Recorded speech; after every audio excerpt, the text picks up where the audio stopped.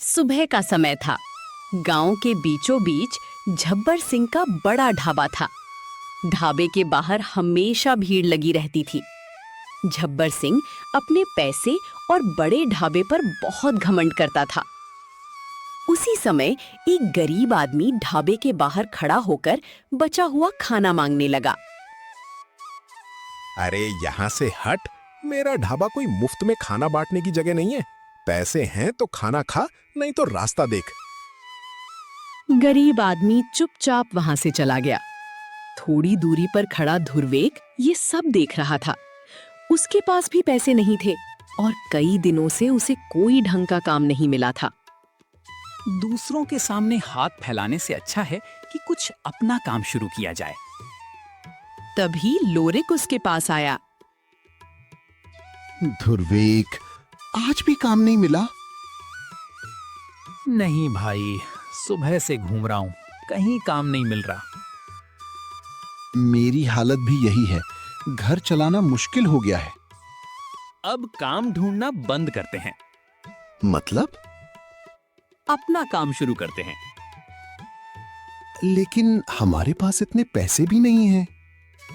बड़ा काम नहीं करेंगे, छोटा सा ठेला लगाएंगे। ठेले पर बेचेंगे क्या?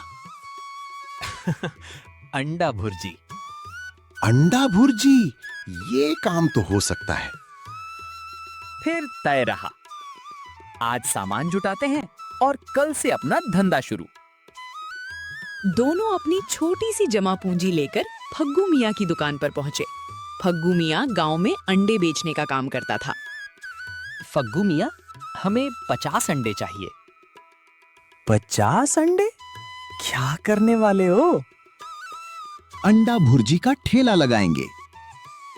अच्छा काम है, मेहनत से करना, धंधा जरूर चलेगा। फग्गू मियाँ ने दोनों को अंडे दे दिए। दोनों एक पुराने ठेले को साफ करके गांव के चौराहे के पास लगाने लगे। कुछ ही देर में खुशबू पूरे चौराहे पर फैल गई। गर्मा गर्म मसालेदार अंडा भुर्जी, सिर्फ 20 रुपए की प्लेट। एक बार खाओगे तो स्वाद याद रखोगे। शुरुआत में कोई ग्राहक नहीं आया। दोनों थोड़े चिंतित हुए। कुछ देर बाद एक आदमी खुशबू से खिंचता हुआ ठेले के पास आया। भाई, इतनी अच्छी खुशबू कहाँ से आ रही है? हमारी अंडा भुर्जी है, एक प्लेट खाकर देखिए। उसने एक प्लेट ली और खाते ही उसकी आंखें चमक उठीं। अरे वाह, भुर्जी तो बहुत स्वादिष्ट है। उसकी बात सुनकर पास खड़े दूसरे लोग भी आने लगे। देखते ही देखते ठेले के सामने भीड़ लग गई। धुरवेक और लोरिक लगातार भुर्जी बनाते रहे। शाम तक सारे अंडे खत्म हो गए। धुरवेक, आज तो पूरा माल बिक गया। हमारी मेहनत रंग ला रही है भाई। पास ही अपने ढाबे में बैठा झब्बर सिंह ये सब देख रहा था। उसके ढाबे में आज पहले से कम ग्राहक थे। कल तक इन दोनों के पास कुछ नहीं था और आज मेरे ढाबे के सामने इतनी भीड़ लगा दी। अगर इनका ठेला ऐसे ही चलता रहा तो लोग मेरे ढाबे पर कौन आएगा? उसने उसी समय एक योजना बना ली। इनका धंधा बंद करवाने के लिए मुझे इनके अंडे ही बंद करवाने होंगे। अगली सुबह धुरवेक और लोरिक फग्गू मियाँ की दुकान पर पहुंचे।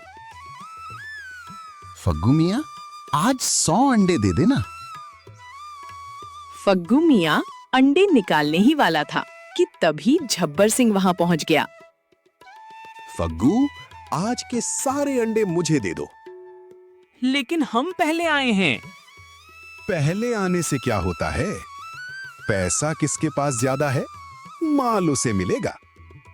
तुम्हें इतने सारे अंडों की जरूरत क्यों है? मुझे क्या करना है ये बताना तुम्हारा काम नहीं है। झब्बर सिंह ने फग्गू मियाँ को अंडों के 2 गुने पैसे दे दिए। धुरवेक बेटा, मैं मजबूर हूं। जिसने ज्यादा पैसे दिए, मुझे माल उसे ही देना पड़ेगा। लेकिन फग्गू मियाँ, हम रोज आपसे माल लेते हैं। मैं समझता हूं बेटा, लेकिन धंधे में मुझे भी अपना फायदा देखना पड़ता है। धुर्वेक और लोरिक खाली हाथ लौट गए। अब क्या करेंगे? बिना अंडे के ठेला कैसे लगेगा? झब्बर सिंह ने सारे अंडे खरीद लिए हैं, लेकिन हमेशा ऐसा नहीं कर सकता। लेकिन अभी तो हमारे पास एक भी अंडा नहीं है। तो आज ठेला नहीं लगाएंगे, आज दूसरा रास्ता ढूंढेंगे। दोनों ने आसपास कई जगह अंडे खोजे, लेकिन उन्हें पर्याप्त अंडे नहीं मिले। शाम को दोनों थके हुए अपने ठेले के पास बैठे थे। लगता है झब्बर सिंह हमसे जीत गया। नहीं, उसने सिर्फ हमारा रास्ता रोका है, मंजिल नहीं छीनी। तो अब हम फग्गू मियाँ से पहले ही पैसे देकर ज्यादा अंडे खरीदेंगे। जितने हमें चाहिए उतने पहले से बुक करेंगे। अगले दिन दोनों फग्गू मियाँ के पास पहुंचे। फग्गू मियाँ, हम आपको पहले से पैसे देंगे। आप हमारे लिए रोज अंडे अलग रख देना। लेकिन झब्बर सिंह अगर ज्यादा पैसे देकर सारे अंडे मांग ले तो? आप हमारे पैसे पहले ही ले लेना, फिर जितने अंडे हमारे लिए तय होंगे उन्हें किसी और को मत देना। बात तो सही है। फग्गू मियाँ तैयार हो गया। अगले दिन दोनों ने फिर अपना ठेला लगाया। गर्मा गर्म अंडा भुर्जी, आज फिर वही पुराना स्वाद। लोग दोबारा आने लगे। इस बार उन्होंने अपनी भुर्जी में एक खास मसाला भी मिलाया था। ठेले पर भीड़ बढ़ती गई। दूर खड़ा झब्बर सिंह ये देखकर आग बबूला हो गया। मेरी एक चाल नाकाम हो गई। अब इन दोनों को सबक सिखाना पड़ेगा। उसी शाम झब्बर सिंह अपने पुराने दोस्त कजरौटा के घर पहुंचा। गजरौटा, एक काम है। अगर तू मेरा काम कर देगा तो अच्छा पैसा मिलेगा।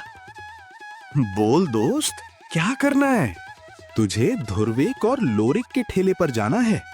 लेकिन पैसे? पैसे मत देना, कहना कि कल दे दूंगा। और अगर उन्होंने मना कर दिया? मैंने जो नाम बनाया है उसका फायदा उठा। उन्हें भरोसा दिला कि तू गांव का जाना पहचाना आदमी है। समझ गया। माल भी चला जाएगा और पैसे भी नहीं देने पड़ेंगे। अगले दिन कजरौटा उनके ठेले पर पहुंचा।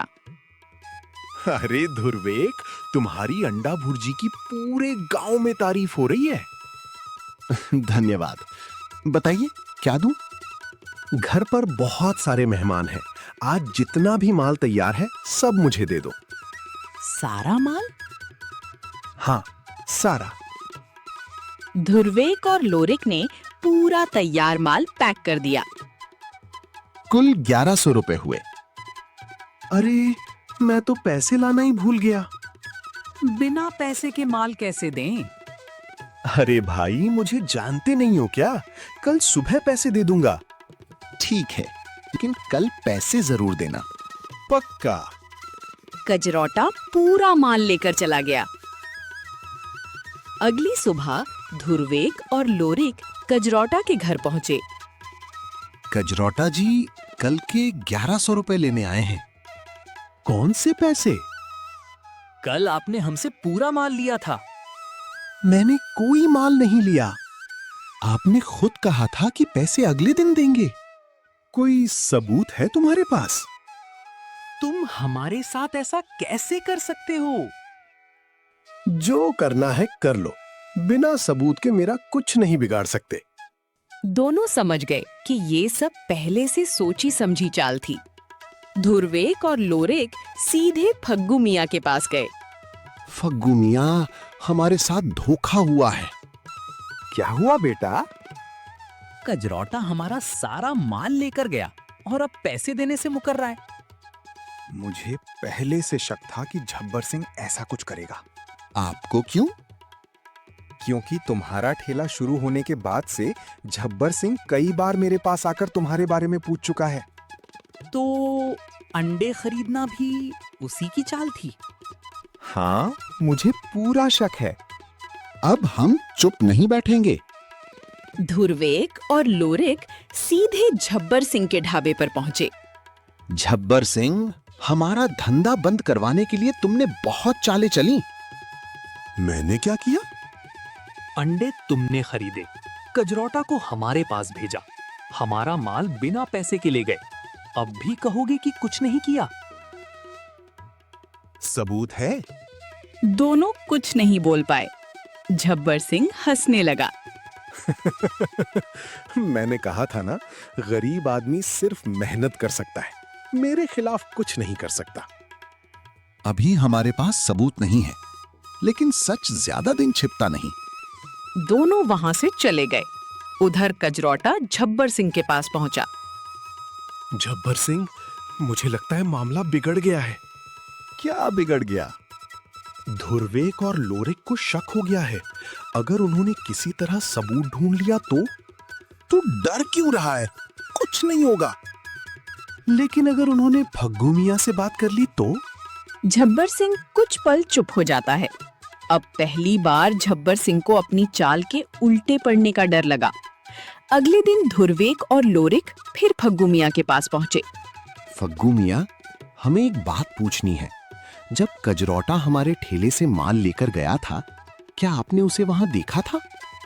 हाँ, मैंने उसे तुम्हारे ठेले पर जाते हुए देखा था। तो आप गवाही देंगे?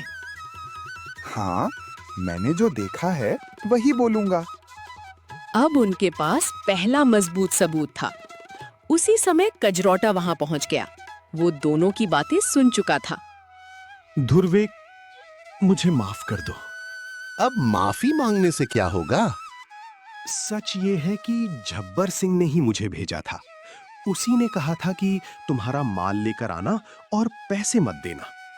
तो तुम दोनों ने मिलकर हमारा धंधा बंद करवाने की कोशिश की? हाँ, मुझसे गलती हो गई। धुर्वेक, लोरेक, फग्गू मियां और कजरौटा झब्बर सिंह के ढाबे पर पहुंचे। अब भी कहोगे कि तुमने कुछ नहीं किया? झब्बर सिंह चुप रहा। नहीं झब्बर सिंह, अब इसे बोलने दो। तुमने पैसे के घमंड में बहुत गलत किया है। हमने तुमसे कभी कुछ नहीं छीना, सिर्फ अपना छोटा सा धंधा शुरू किया था। अगर तुम में सच में इतनी ताकत है, तुम मेहनत करके हमसे मुकाबला करते, गरीब की रोजी रोककर नहीं। झब्बर सिंह के पास अब कोई जवाब नहीं था। कजरौटा ने धुर्वेक और लोरिक के 1100 रुपए वापस कर दिए।